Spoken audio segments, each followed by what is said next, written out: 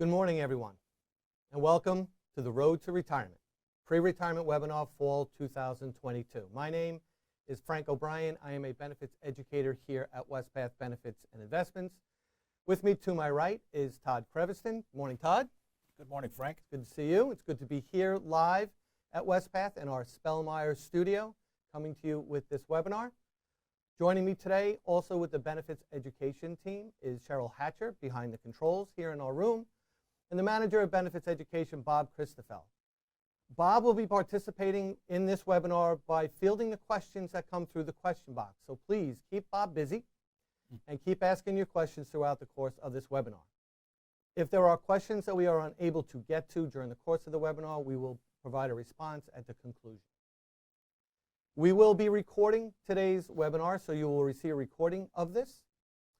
On the right-hand side on the toolbox, you can see some forms, some documents that we have provided to you. You can download those during the course of this event and use them as you see fit.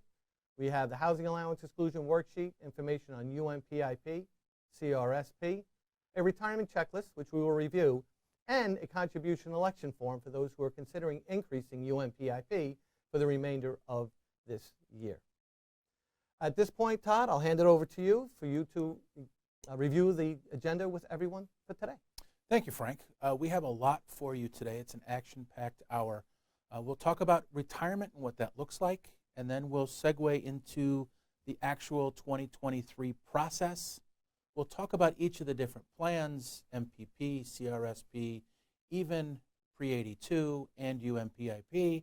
Then we'll cover life stage retirement income, the housing allowance, and then we'll cover all of the resources that you have available to help you make those retirement decisions.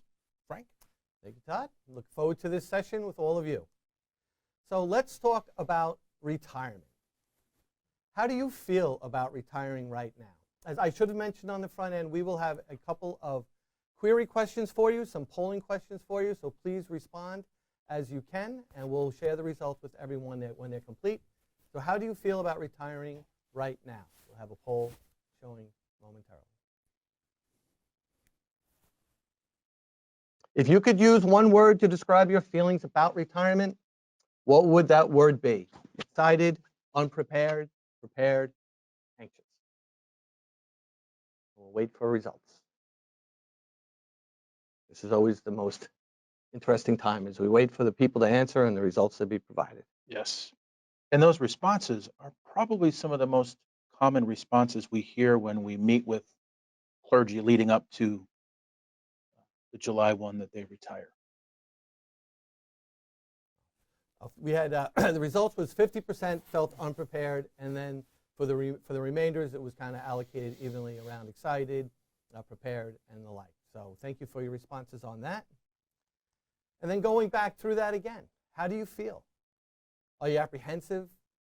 Are you excited, concerned, prepared, unprepared, or something else?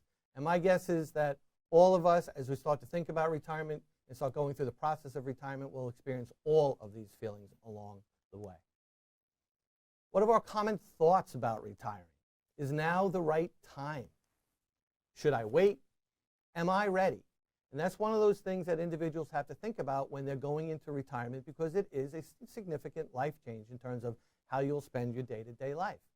But also, it's also going to impact the household, the family, and all of that, and most certainly in a positive way, but still there's some readiness that needs to be kind of concerned about. So is my spouse ready to retire, for me to retire as well? Other thoughts: will I have enough money in retirement? Where will I live? What will I do with my time? And so the road to retirement begins. Questions to ask: what are you packing for the road trip? What will your retirement look like? What will your July 1st look like? Todd, you wonder if people sit back and they think about July 1st, even if it's 2, 3, 4, or 5 years away. What will that look like? I know I have some ideas as to how it's going to look like for me. One of them is losing a lot of golf balls on a golf course, but certainly some exciting things to think about around that July 1st timeframe. Yeah, I always like to ask clergy that question, particularly when they're getting close to that July 1. What do they plan on doing that and beyond. Exactly, right? and beyond. What type of retirement are you looking at? As it comes to retirement, under the Book of Discipline, these are the provisions that you need to be aware of. For normal retirement, it is age 65 or 40 years of service. And the key word there is or, age 65 or 40 years of service. Early retirement, age 62 or 30 years of service. And with early retirement, we'll talk about how that has some consequence for those in early retirement status with some of the benefits. There's a mandatory retirement of age 72, and then there's a 20-year retirement, voluntary with 20 years of service or 20 years of ministry. If that ministry or the career moves in another direction, you have 20 years, you can retire under the 20-year rule of the Book of Discipline. And now we have a second poll that's going to be provided to you in terms of your consideration as to when you think you may be retiring. So please take a moment to look at that.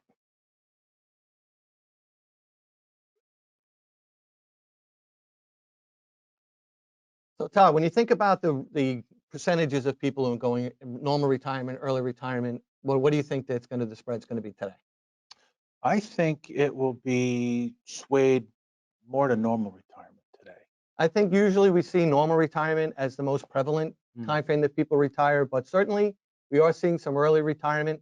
I speak to people in one-on-one benefit education consultations who are doing age 72 retirement, have really worked all the way through, and the occasional 20-year retirement as well. So Yeah, and for me, this last couple of weeks of doing those consultations, it's kind of run in streaks, where I have had 3 or 4 in a row where they're looking at a mandatory retirement, and then I get a couple of younger folks looking at early retirement. So it always seems to, at least for me, to run in those streaks.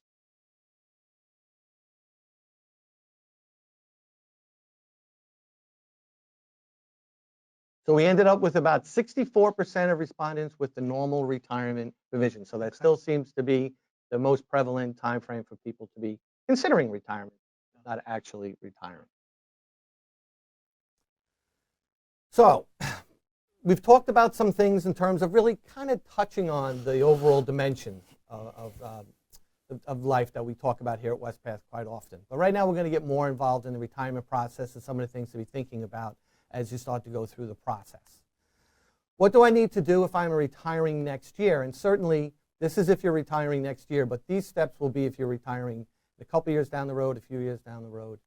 So it's really applicable to all. Follow the checklist. As I said, there's a checklist on the toolbar that you can download. It truly serves as your road map to retirement.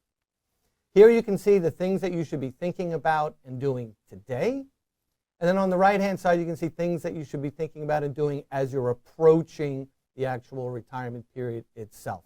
In terms of 60 to 90 days before that retirement, letting people know about the retirement, reaching out to EY Financial Planning Services to start to talk to them about some income planning and the like. So you can utilize this as you walk through your planning for retirement. And now we're going to start packing for this road trip. With that checklist, you want to verify that your personal information is correct. You also want to verify that your spouse's information is correct.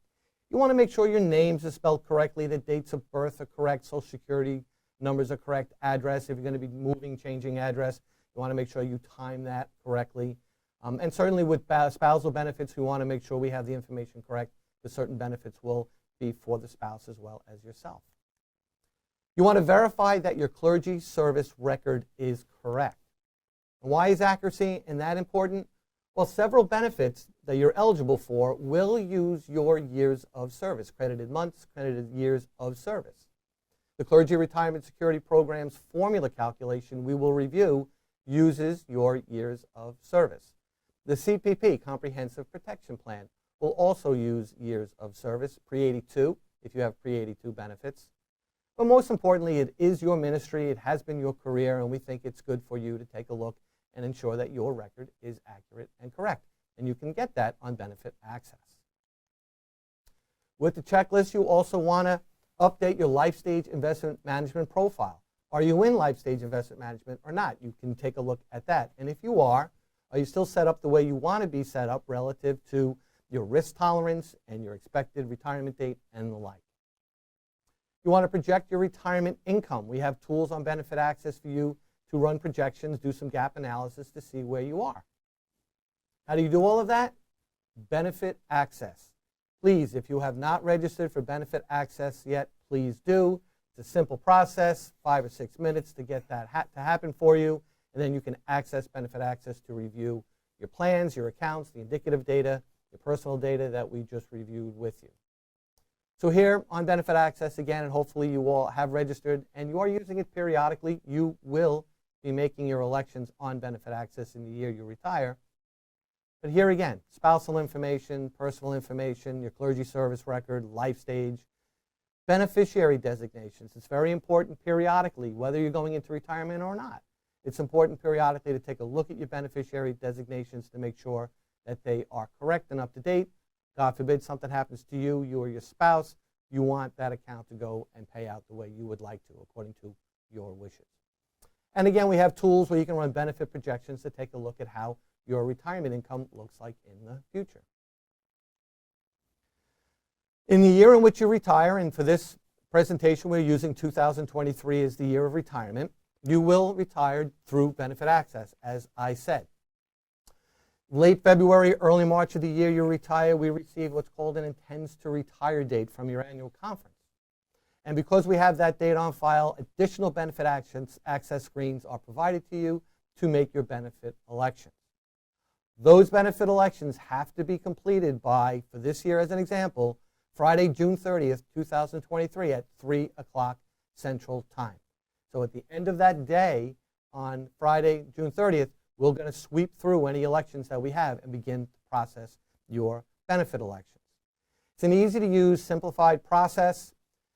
If, though, you do find yourself with some questions, maybe a little technical issues trying to make your way through it, we have the retirement team that is there for you. It's a dedicated group that works with our to-be retirees and our retirees each and every year. And you can see that phone number there, 800-883-4078. So if you have any questions, you can always work with them. They will work with you. Now, understanding all of your sources of retirement income and your spouses. So as you're thinking about specifically the Wespath stuff, which is what we're reviewing today, you may have other sources of income, your spouse, working career, inheritances, whatever. You may have other sources of income. So you want to take a look at those. So what other plans or accounts or investments may we have? And then we'll go through the Clergy Retirement Security Program and remind you of those benefits. The Ministerial Pension Plan, the Pre-82 Plan, and the UMPIP, the United Methodist Personal Investment Plan, where you can contribute and supplement your retirement income. And we highly encourage you all to be doing that. Also, one of the things to do is to create your Social Security account. Go to ssa.gov and create a Social Security account, and then you can see the estimates. They provide projections and estimates of what your Social Security income will be. Call EY. We partner with EY Financial Planning Services. They provide comprehensive, holistic household financial planning services for all of our participants. Certainly a great resource available to us throughout the course of the year, but certainly at the time of retirement to take a closer look at our retirement income as projected. Reasons to be calling EY as you're heading into that retirement season. How much can I afford for housing in retirement?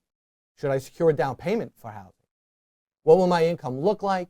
Should I choose a higher or lower annual cost of living adjustment or COLA?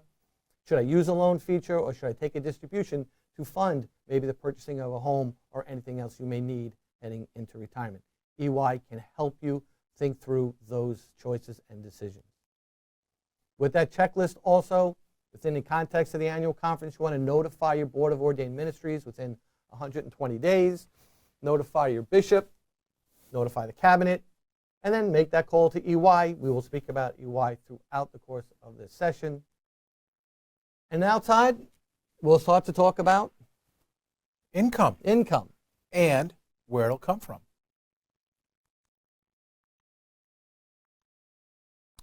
So now we'll talk about the Wespath plans. As you can see, they've changed over time. I'll cover CRSP, the 2 service periods of CRSP, and then hand it back to Frank to cover MPP and the pre-82. So let's begin where we are today. And that's in CRSP. As you can see, there's two components to CRSP. There's a defined benefit, and that's that lifelong monthly payment that you can't outlive. If you're married at the time of retirement, you could select a joint annuity that'd cover 2 lifetimes, offering security. That defined contribution account, or DC account, as sometimes we call it, offers flexibility. It's an account balance, and you can actually, in retirement, take your distributions as you see fit, okay? Offering that flexibility. Let's talk a little bit more about the defined benefit. We like to talk about this first because it's more involved. And some of those decisions that you'll make are irrevocable. That means that you can't change them once that June 30th at 3 p.m. Central Time has passed. So that would be in the case of next year of 2023 retirement. So the DB is not a balance. It's actually a formula. And we multiply 3 factors together to come up with that monthly payment. So let's take a look at those 3 things that are multiplied together. The first is the denominational average compensation, or sometimes we call it DAC. And then a factor of either 1 1/4 or 1%. And then the number of years of credited service during each of those 2 service periods. So the DAC, as a reminder, is a denominational average compensation, and that's the average compensation for all full-time clergy. And you could see we calculated each year. 2023 has already been calculated. So for those retiring next year, the DAC would be $76,221. Okay, you can see the 2022 DAC is there. I would guess that our actuaries are actually looking at calculating 2024, not in the too distant future. So now the factor. In that first graph, or that first slide that I showed you about the plans, there were 2 service periods for CRSP. And this is the first service period, so January 1, 2007 through the end of December 2013. The factor used for that period of time is 1 1/4. The service period that began January 1 of 2014 through, in this example, June 30th of 2023, that factor is 1%. Okay? The factor changed as part of General Conference 2012 to make the plans more sustainable into the future. So now the number of years of credited service, so if full-time, that whole service period, that number is 7 years of credited service. The second service period is calculated through June 30th of next year, and that would be 9.5 years. So now let's do the math. You see the DAC at the top, multiplied by 1 1/4%, multiplied by 7, that comes out to an annual amount. These benefits are paid monthly. So in that case, for the first service period, it would be $556 per month, plus that calculation on the right-hand side. So you'll see that the DAC is the same. The factor's 1%. The number of years is 9.5. That comes out to $603 per month. Okay? So we add those together. The total benefit is $1159 per month. That would cover both of the service periods of CRSP. There's a couple of things that'll impact that amount, and those are the decisions that you make. For example, a surviving spouse benefit would impact that amount. Your cost of living adjustment, or COLA, would impact that amount. It's wonderful that you get to choose your own COLA because you can personalize your retirement income. No 2 retirements are the same, and you're able to choose that COLA. The other thing that can impact, or does impact, that monthly amount is early retirement. And we'll cover that here. So in this example, the clergy person is 63 years of age. They've not met the 40 years of service rule. So that means that they are retiring 2 years early, and there's a little bit of math involved. So you see the full benefit of $1159. The benefit is reduced 6% per year, So in this example, they're retiring 2 years early. So that $11.59 is reduced to 12%, and it comes out to $1,020 per month. The amount is reduced because actuarially you could end up receiving that benefit longer because you're going to receive it sooner or earlier at a younger age.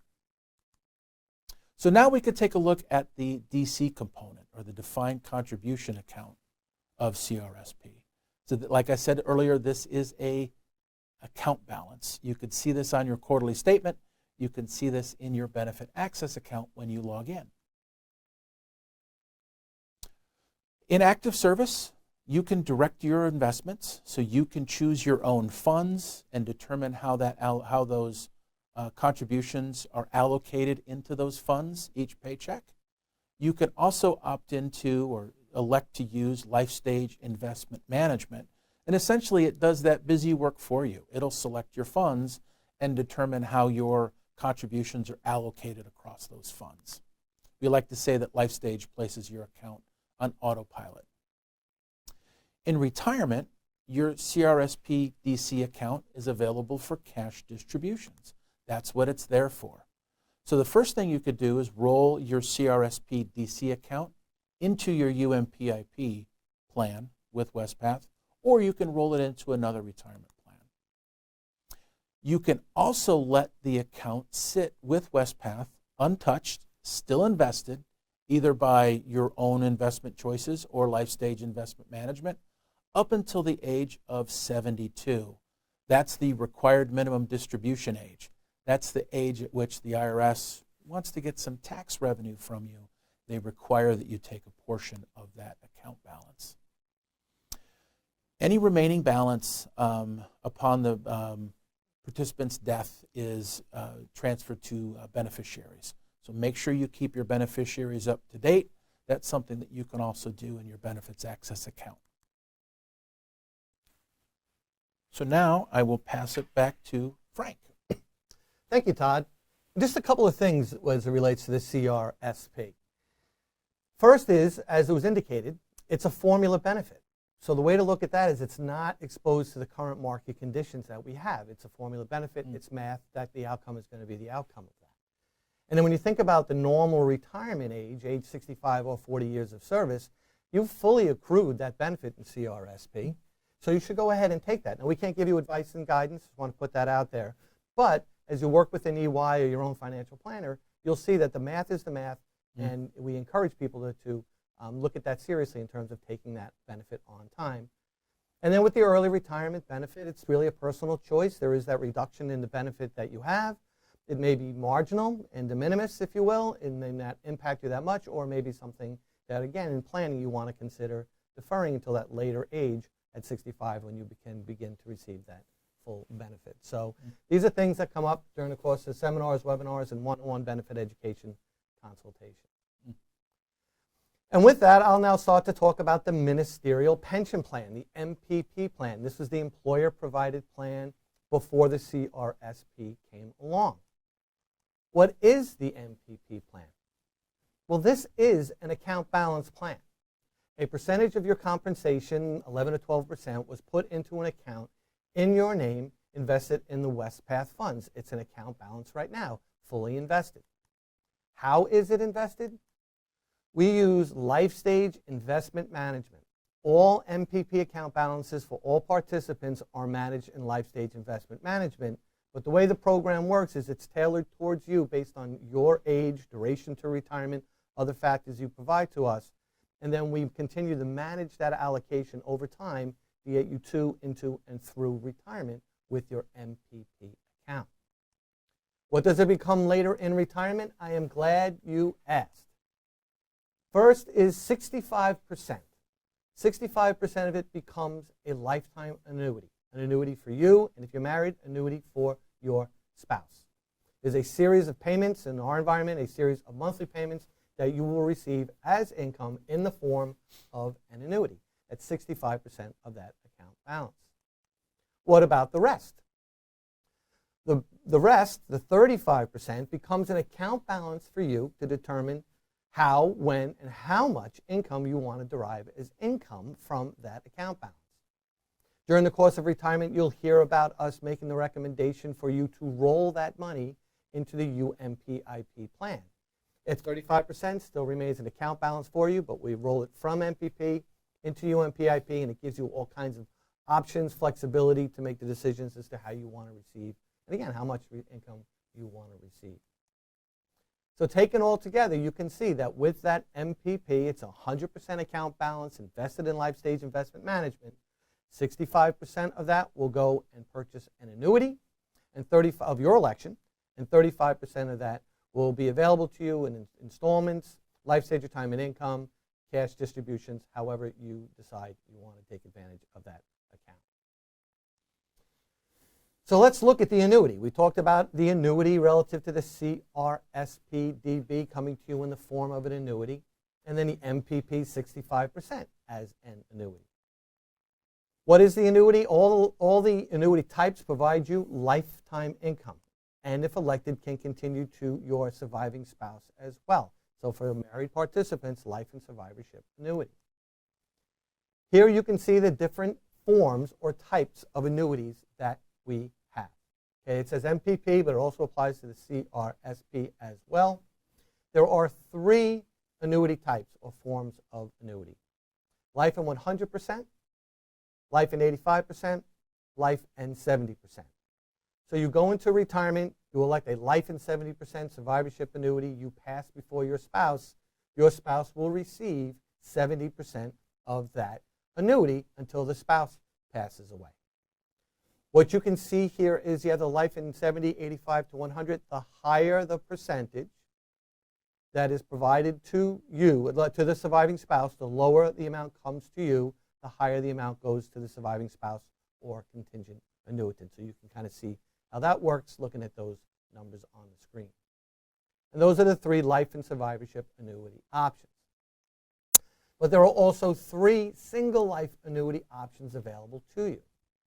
And for the most part, we consider single individuals as those who will elect these annuities, but under circumstances you can talk to the retirement team about, married participants can elect a single life annuity as well. But for today's purposes, single life annuity for a single participant, there are 3 options. You have the life-only option, and you can see the amount that's payable to you. And there's only one person who's going to be getting paid through the course of this annuity. So once this annuity stops being paid, once you pass away, no one else will receive any further benefit. But for those of you who have somebody important in their life that you're helping support, maybe a niece or nephew through college or something like that, we can provide you what we call 5-year certain or 10-year certain annuity options. So what that means is, let's say, for example, you use the life with 5-year certain and you're receiving that annuity. And something happens to you within the first 3 years of your retirement, whoever you elect as a designated beneficiary will receive that annuity payment for the remainder of those 2 years. The window opens when you begin your first payment and it closes after 5 years. That person would get that for the remaining 2 years. Life with 10-year certain, same concept, it's just a longer period of time. You go into retirement, in the 7th year, you pass away, that named designated beneficiary can receive that annuity payment for you, from that account for the remaining 3 years. And then after that, no further benefit is paid to anyone. So you do have some options here for single life annuities relative to having someone or someplace even that's important to you, that if something was tragically to happen to you on the front end of retirement, someone could receive some benefit for a period of time. Now, what about the COLA? Annual cost of living adjustment, COLA. Okay, how big is the COLA? Well, you can do 0% for the MPP. For the CRSP, it has to be 2%. So for CRSP annuity, 2%, MPP annuity, it can be 0%, but we do default to the 2% COLA. You can do a 3%, 4%, or 5% annual COLA. Does the COLA impact my initial benefit amount? And the answer to that is yes. And here's an illustration as to how. You go into retirement, and we're just going to use a life in 70 annuity with a 2% COLA. Looking at the numbers on the left and on the bottom is just for modeling purposes. You can see that with that 2% COLA, the amount is going up. Going into retirement around $1,700, it will continue to move up. But if you choose a higher percentage, let's say 5%, well, the initial amount that comes to you is lower. In this example, it's the lowest. It's the 5% COLA. But as you can see, some 12, 14 years down the road, just from the compounding effect of that higher COLA percentage, you're receiving greater or more retirement income in the latter part of your retirement. So again, some financial planning here. You have longevity in your family, and you have the ability to afford front end a little bit lower to get more later on. So another shout out to EY. If you do that 0% COLA in the MPP, well, that in effect gets you the highest amount coming out of the chute, but it's a fixed annuity over time. You can see there's no increase there. And then just to complete the model, you can see that the 3% or the 4% come out a little bit underneath that initial purple line, but over time you will cross over to receive further income later on. So some summary of MPP considerations. You can leave on account until age 72. As Todd said, you can leave these accounts or continue to invest it until you attain age 72 when required minimum distributions come into play. You have the annuity and COLA options to choose from. You can choose a different CRSP annuity and COLA from your MPP annuity and COLA. You can take the 35% of the account balance and wait on the 65%. So going into retirement, that 100%, when it becomes 65 and 35%, can be treated differently. You can defer the 65% annuity. In our current market conditions right now, people may be doing that to wait for the markets to normalize and to get that annuity, but still use that 35% through UMPIP to generate some income in retirement. So you have, again, more options of flexibility to consider. You can roll over that 35% to UMPIP. I've talked about that a couple of times. You can roll over to another retirement plan. But the thing to think about with the other retirement plan is your housing allowance tax exclusion, a tax advantage that you enjoy in retirement. You really want to confirm, if you roll it out to someone else, that that institution is able to declare eligibility for the housing allowance exclusion. And then we have other distribution options for you, some of which we will review today. Then we have the pre-82 plan. I'm not sure if anybody here has a pre-82 account balance. Again, this is where your years of service would also come into play. And this was the plan that was in place before the ministerial pension plan came into place. And this is a plan that generates an annuity for you and your spouse in retirement. But how we determine the annuity is we look at two different things. The traditional formula benefit that was built into the pre-82 plan, and that's years of service times your annual conference's past service rate, or the amount that was contributed at the time it was the active plan into an account in your name. What is the current value of that account? And that's the defined benefit service money. We run both through the annuity election, the annuity options, and we will pay for you an annuity based on the highest of those two amounts. For those who are single, it'll be a single life annuity. There's no COLA here. It's just paid out as an annuity. And for those who are married, it's a life and survivorship annuity. The survivorship percentage is based on your annual conference, so you want to check with your annual conference. But it's 75, 70%, 85, 100% would go to the surviving spouse. So that's the pre-82 benefit. So at this time, I do believe that we have completed the review of the employer-provided retirement benefits, and kind of a little walk down memory lane with pre-82, MPP, and now CRSP. And I believe at this point, Todd, we're going to hand it over to you to speak to the United Methodist Personal Investment Plan. Thanks, Frank. So I'll cover UMPIP. So UMPIP is a defined contribution, or a DC plan. It's an account balance. You can see that in your quarterly statement. You can also see that in your benefits access account. And this plan will accept your contributions through payroll deduction, and you can determine how you would like those contributions invested. You could use life stage investment management, placing that account on autopilot, or you can choose your own funds and then determine that allocation. That works for some folks. We call that self-managed. In active service, there's 3 ways to contribute to your UMPIP account. You can contribute on a before-tax basis, on an after-tax basis. Roth is a form of after-tax that has some interesting benefits to it. And then you can also roll over a prior employer's retirement plan into your UMPIP account. For 2022, there's still time left if you wanted to increase your contribution. The contribution limit for 2022 is $20,500 in before tax and Roth combined. If you're over the age of 50, like myself, you can contribute an additional $6,500 for a total of $27,000 in before tax and Roth combined. We want to encourage you to contribute what you can reasonably afford. We understand those are big numbers. Occasionally, or a lot of times, we'll do consultations with clergy getting close to retirement, and they're really upping their contribution. You know, they might be even maxing out and getting to that $27,000 a year. So that's great. And this is a good time of year to take a look to see, well, relative to the remainder of the year, whether you can come up with a monthly cash flow to continue to supplement your retirement through UMPIP. Mm-hmm. So it's a good idea to continue to take a look at it. It's never too late in the year to make these elections, and the form is there available to you if you decide to do that. Yep, that's great. My wife and I this summer paid off a car, so now we're saving for the next down payment. Yep. But we also increased our my UMPIP contribution. Yep. So there's always an opportunity might present itself at any time during the year, and you're able to change your contribution amount anytime during the year. You just use the contribution election form. So that before tax, you could think of a before tax contribution. Your contribution is made before you pay your federal income tax or state income tax. Those contributions grow tax deferred until you take a distribution.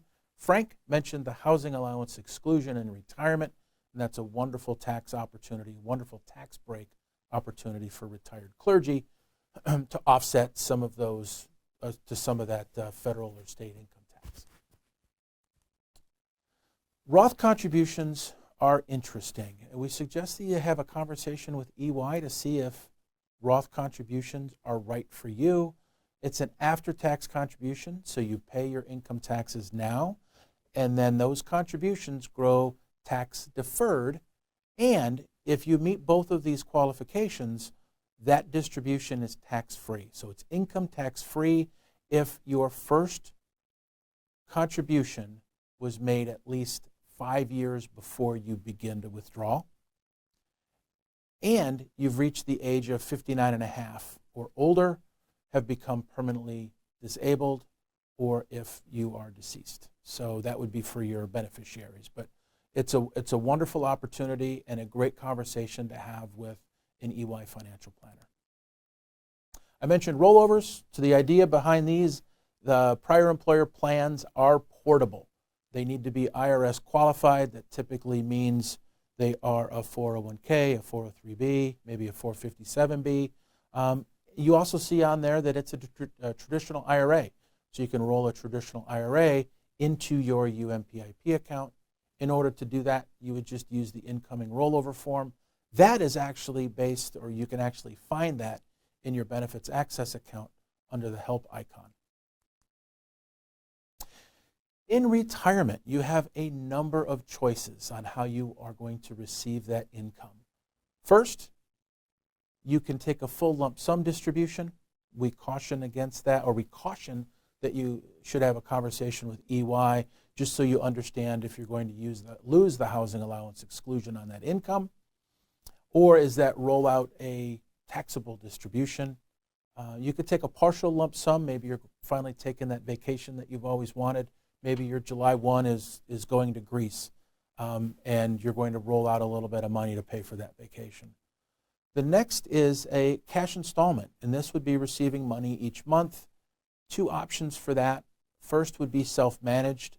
That means you tell Wespath, you go into your benefits access account, and you enter an amount. You tell Wespath how much you'd like to have deposited in your account each month. The other opportunity is life stage retirement income. And essentially, that places your distribution, monthly distribution, on autopilot. It will calculate a monthly payment for you in a safety zone with the goal of making that payment or a payment last a lifetime. Because it's an account balance, there's no guarantee, but it does offer excellent probability. Like with the other account balances, any remaining balance upon the clergy person's death is transferred to their beneficiaries. I mentioned required minimum distribution. So with all of your account balances, you can leave it on account with Wespath until required minimum distribution age. That's 72. That second bullet point is basically the definition of that. It's beginning no later than April 1st of the following year after the participant turns 72. Whew, that's a statement, isn't it? We help keep track of that for you, okay? So we will let you know if you're in that circumstance that you need to take a required minimum distribution and how much. The RMDs apply to all of the contribution or all of the DC accounts, UMPIP, CRSP, DC, and that 35% of MPP.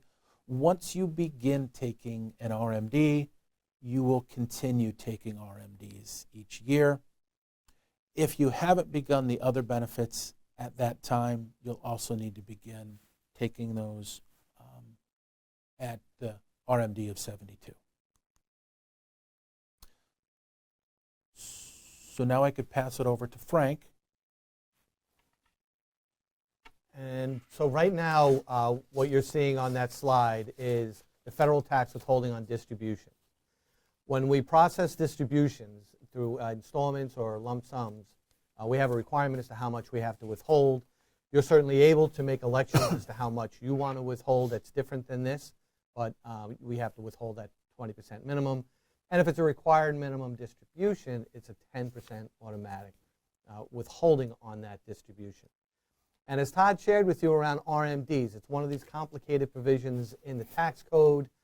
And Todd, is to your awareness, is there any penalties upon participants if they somehow or another, for whatever reason, do not pay an RMD in a given calendar year? It's significant. Very significant. It hurts. It's 50% of what the RMD should be is the penalty. Right, so that would be on top of any ordinary income taxes that you already have, and then that 50%. So that is why we make sure we fully engage with you as you start to attain age 72 if we see there's account balances that still need to be withdrawn. And I believe at this time we have another polling question that will come up for your consideration. When you retire at normal retirement age of 65, you must commence all of your Wespath retirement benefits immediately. This is a true or false. When you retire at normal retirement age of 65, you must commence all of your Wespath retirement benefits immediately. I'm thinking we're going to get 100% correct on this. I think the last couple of times we did. We don't want to say too much now because we could give it away. We don't want to give it away. You don't want to give that away.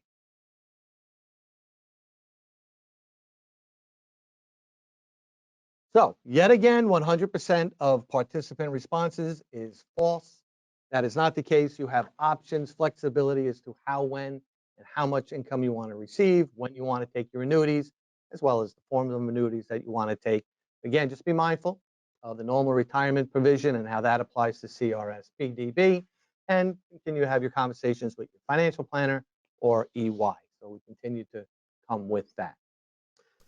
Todd shared with you under the distribution options a program called Life Stage Retirement Income. It's a program we've had here for some time now, a decade or more, I believe we've had at Wespath. But we did include some new provisions this year you have probably heard about already. And we're going to begin this segment with a video. At age 65, Reverend Johnson began the process of retirement and setting up his retirement income. In benefits access, Reverend and Mrs. Johnson saw a combined total of $405,000 in his 3 Wespath-administered defined contribution, or DC, accounts. The Johnsons decided to explore Life Stage Retirement Income, which provides monthly retirement payments from DC account balances with the goal of lifetime income. Reverend Johnson first entered his Social Security benefit as reported on SSA.gov. Then he's prompted to choose the amount to fund Life Stage Retirement Income. After reviewing several retirement income scenarios, the Johnsons decided to fund Life Stage Retirement Income with $355,000. The remaining $50,000 in his UMPIP account was invested separately, and he knew he could withdraw from that account at any time. Next, the Johnsons considered the optional Social Security Bridge and longevity income protection features. They learned that actual Social Security income increases by 8% annually past Social Security full retirement age, creating higher guaranteed income for their combined lifetimes. The bridge would allow Reverend Johnson to use his life stage balance early in retirement to delay applying for Social Security. They elected the bridge, with Reverend Johnson deciding to start Social Security benefits at age 70. This allowed his initial life stage retirement income payments to bridge the financial gap until his Social Security income begins. Next, the Johnsons explored longevity income protection, a deferred annuity held by an insurance company providing guaranteed monthly income starting at age 80. They saw they could only select this feature during enrollment. Curious about its benefits, the Johnsons called their EY financial planner, who explained the pros and cons, as well as IRS rules for this deferred annuity, or QLAC. She also explained that taxes are due when monthly payments begin. The Johnsons elected to use part of his life stage balance to purchase this option, understanding that the decision was final. When Reverend Johnson's life stage retirement income payments began, the deferred annuity contract amount transferred from his life stage balance to the insurance company. When Reverend Johnson turned 67, the Johnsons decided to host a destination family reunion, knowing they could take a lump sum of $15,000 from his UMPIP balance to pay for it. They also considered taking the lump sum from his life stage account and logged into Benefits Access to model a new monthly retirement income scenario. Comfortable with this new income amount, they proceeded with the lump sum withdrawal from life stage and organized the reunion. At age 70, Reverend Johnson began receiving Social Security benefits. His income remained the same, but now less came from life stage retirement income. Once he reached 80, he began receiving longevity income protection payments. Reverend Johnson passed away at 90, knowing that Mrs. Johnson would continue to receive lifetime income. When Mrs. Johnson passed away, the remaining life stage and UMPIP balances were transferred to her selected beneficiaries. Start your own journey with life stage retirement income. And as you can see on this illustration here, kind of demonstrates how life stage works. If you go into retirement and you defer Social Security, what we will do is we will use your account balances to do the as if for Social Security. So if you're using that bridge, you tell us the amount of your estimated Social Security amount or your actual Social Security amount, and we will provide that to you as if you were receiving it from Social Security. So all of that, when retirement begins, will come out of your account balances through life stage. But then let's say you wait until age 70, and at age 70, you begin to receive your Social Security. But you can see now the Social Security amount is coming to you as Social Security income, and we reduce or level off the amount that's coming out of your account balances through life stage that helps sustain and maintain that account to last through retirement. And for those of you who may have elected the longevity income protection contract, when you attain age 80, that longevity income begins to pay. It's another stream of guaranteed income that will come to you, you and your spouse, later on in retirement, but now you're receiving Social Security, longevity income protection. Life stage still has account balances in it. We've leveled it off again to have that sustainability of the account balance over time. And then you also have your CRSP annuities, your MPP annuities, other income from your spouse. So you can kind of see how all of this together can give you a full picture of the timing and streams of retirement income you can receive throughout your retirement. We mentioned a couple of times the housing allowance exclusion. You continue with that tax advantage in retirement. In retirement, you will have to determine three numbers as to which is the amount you can use for your housing allowance exclusion in that calendar year. And of the three numbers, it's the lowest or the least of the three numbers you can use that calendar year. So what are those three numbers? Well, the amount designated as housing allowance, that is the amount of income you receive from Wespath. And you'll know that because in January of every year, we'll give you a 1099-R tax form that looks back at the year that just passed, and you'll know what you received. What's your actual housing expenses? This is where you want to keep good records. You want that number to be as north as possible because, again, it's the lowest or the least of the three that you can use. And then the fair rental value of your primary residence, if you own your residence, in your neighborhood, fully furnished plus utilities. So it's a market comparison as to what you could rent your residence for. Here we recommend go to a local realtor. You may know one. You get what they call a comp letter, a comparison letter. Keep that on file and update that over time. Rents do go up. But now you have three numbers. What did you get from Wespath as income? What's your actual housing expenses? What's the fair rental value of your primary residence? And it's the lowest or least of those three numbers that you can use. So here we have a simple example. You received $24,000 as income from Wespath. You spent $20,000 on housing. The fair rental value of your residence is $21,000, so we take the lowest or the least.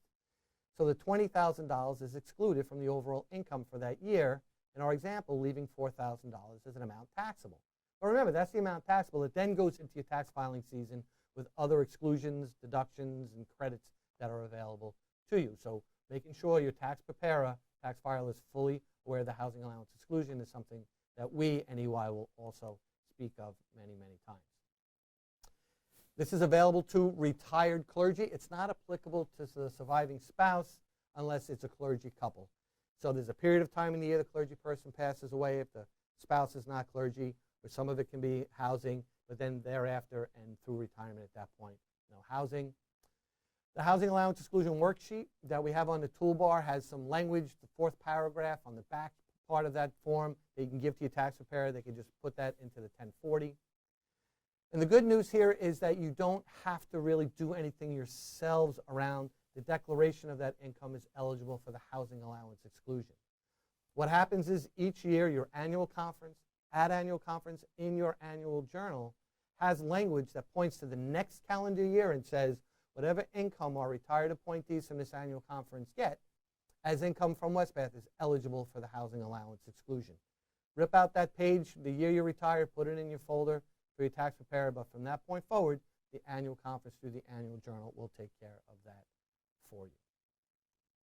And I think at this time, Todd's going to take us home and start to talk to us about the various participant resources that are available to you. And this is only touching the surface. We have a plethora of resources that are available to you. Plethora. Plethora, great word. And it's true. The first, I asked Frank in our little waiting for the video to start if he had contacted EY. I've had a number of conversations with EY over the 10 years that I've been at Wespath, and they are a terrific resource. So what they offer, Frank had mentioned this, it's confidential professional financial counseling at no additional cost. We say no additional cost because Wespath actually pays the fees for EY through our operating expenses. And we also like to highlight it's unlimited. You might have a question that's one and done. You call in and they're able to answer it very quickly. And it might be a more complicated question where you might need to talk to them a couple of times. And they're ready, willing, and able to develop a financial plan for you. So that would be one of those multiple conversations, and then you'd probably even want to check in with them periodically to see how the plan is going. It's objective advice. There's no sales pitch. They're paid a salary, so they don't get paid based on what they recommend. They get paid a salary. They love doing what they do. This group of folks, when you call that number, they're expecting you to be clergy. They've been trained that you're clergy. They've been trained in what it's like to be clergy, as well as all the retirement plans through Wespath and all the funds. Because they're financial planners, they are in the best position to provide that advice to you. You can also set up an account at that website. And when you do that, you'll actually get to see the financial planner that you're assigned to. So when I go in, I could see my guy, I think his name is Russell, but he's actually, I see his picture because I've chatted with him a number of times over the years. So great, great, great resource. Then the next resource would be having a consultation with one of the benefit educators. This is our communications department showing that they have a sense of humor, because that's my picture up in the corner. To set up that consultation, you would just enter that URL into a browser, and you'll go into the scheduler. It's a 30-minute consultation. We'll send you a Zoom meeting request, or actually it's Teams meeting request. We secure the call, so we'll ask you a number of questions to make sure you are the person we should be talking to, and then we can actually share your benefit access account. I've done tutorials on where everything is located, run benefit projections, teach how to run a benefit projection so that they're able to do that as needed. It's a great 30 minutes. If we can't cover everything in 30 minutes, most definitely we've scheduled multiple. I think the record is 9 benefit consultations. I'm hoping to break that record. So if you'd like, use that link and get scheduled. So some action planning, a little bit of homework. Some of this I would say is for today and then in the distant future, in the not too distant future. If you're not currently registered for benefits access, I would say that would be your primary thing to do. If you could do that today, that'd be wonderful, or in the next couple of days, because then that gives you the opportunity to see all the great stuff benefit access provides. You can also review your beneficiary designations in benefits access. During the consultations, we like to take a lap around the account. One of the places we stop on is the beneficiaries, just to make sure that they've been entered and they're up to date. Then take a look at your life stage investment management profile, run a benefit projection, call EY, and also register for EY Navigate, and then please consider setting up that benefit education consultation. I've had some benefit education consultations where the individuals that I was talking with wanted to know what to ask EY or an EY financial planner. And that's a great point, Todd, because what we have found, because the benefit education consultations were kind of being kicked around as a concept until the pandemic came, and then we started to do them. So we're kind of learning in real time how these consultations are going.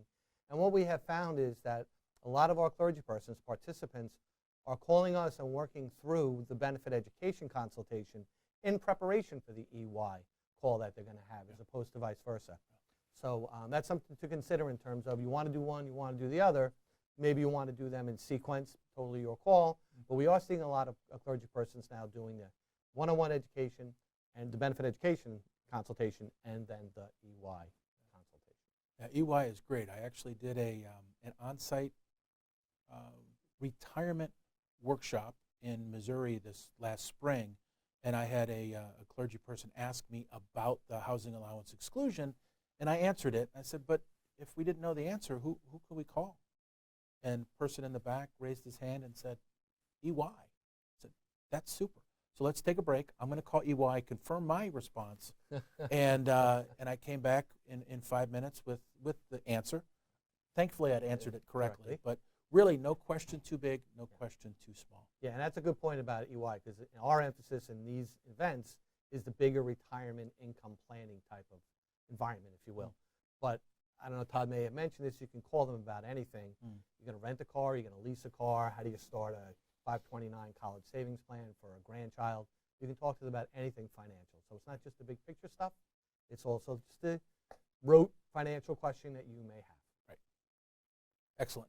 And a number of additional resources, so Wespath Participant Solutions, benefit education consultation link, and we also like to touch base on EY, their contact information again. So great resources. You can find all of these resources in your benefits access account, with the exception of that benefit education consultation link. You could take a picture or a screenshot to take a record of that real quick, but all of the rest of the information is in your BA account, and we could show you where all of that is located. And the benefit education link, sorry, Todd, the benefit education link will be provided in the follow-up email from the registration for today's event. So great point. with the recording link, you'll also have the benefit education link if you so choose to set one up with one of us. Great. Well, thank you for spending the last hour with us. We hope you found this valuable, and this was the pre-retirement webinar. 2022. Yes, thank you so much. Thank you all very much, and enjoy the rest of your day.